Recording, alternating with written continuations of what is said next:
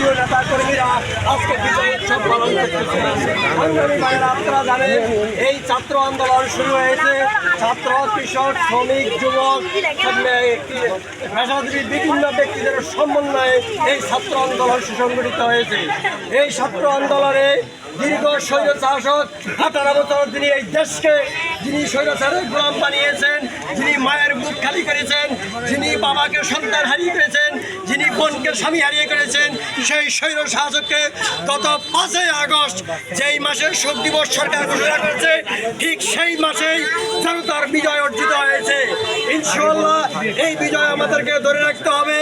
আপনারা জানেন দীর্ঘ 18 বছর যারা এই দেশে লুটপাট করেছে, যারা এই দেশে সন্ত্রাস করেছে, যারা দেশে অস্ত্রবাজি করেছে, যারা এই দেশে চাঁদাবাজি করেছে, তারা এখন এই সুযোগে বিএনপি সহ বিভিন্ন সমমনা রাজনৈতিক দলদেরকে অপবাদ দেওয়ার জন্য তারা এখন লুটপাট জড়িয়ে গেছে।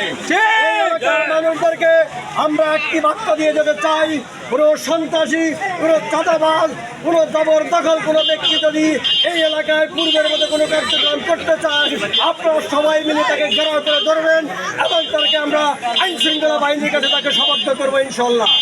এই ছাত্র আন্দোলনে আমাদের একজন প্রাণপ্রিয় বড় ভাই যিনি ঢাকাতে বিগত দিনে গ্রেপ্তার হয়েছেন, অত্র ইউনিয়ন বিএনপির সংগ্রামী সভাপতি জনাব নুরনবী ভাই, উনি গ্রেপ্তার হয়েছেন এবং উনি এই স্বৈরাচারের পতনের পরে আমাদের মাঝে ফিরে এসেছেন। যা আমরা আজকের এই বিজয়ে ওনাকে আন্তরিকভাবে অভিনন্দন জানাই এবং আগামী দিনের সকল আন্দোলনে আমাদের প্রিয় নেতা এখানে উপস্থিত আছেন বিএনপির সিনিয়র সহসভাপতি জনাব রিফাত কামাল আহমেদ এবং উপস্থিত আছেন আমার রাজনৈতিক সহযোদ্ধা তারুল ইসলাম তাজু এবং যুবদলের সাবেক সভাপতি মোহাম্মদ জসিমউদ্দিন, বর্তমান ইউনিয়ন বিএনপির সাংগঠনিক সম্পাদক, সরকারের বিভিন্ন পর্যায়ের থেকে আগত আমাদের নেতৃবৃন্দ। আপনাদের সকলকে এই আজকের এই ডাকে সাড়া দেওয়ার জন্য সকলকে আন্তরিক অভিনন্দন এবং শুভেচ্ছা জানিয়ে আমি আমার বক্তব্য শেষ করছি। খুদা হাফেজ। বাংলাদেশ জয়। তারেক রহমান। ইনশাআল্লাহ সবাইকে ফাঁসি চাই, দুনিয়া চিনার ফাঁসি চাই।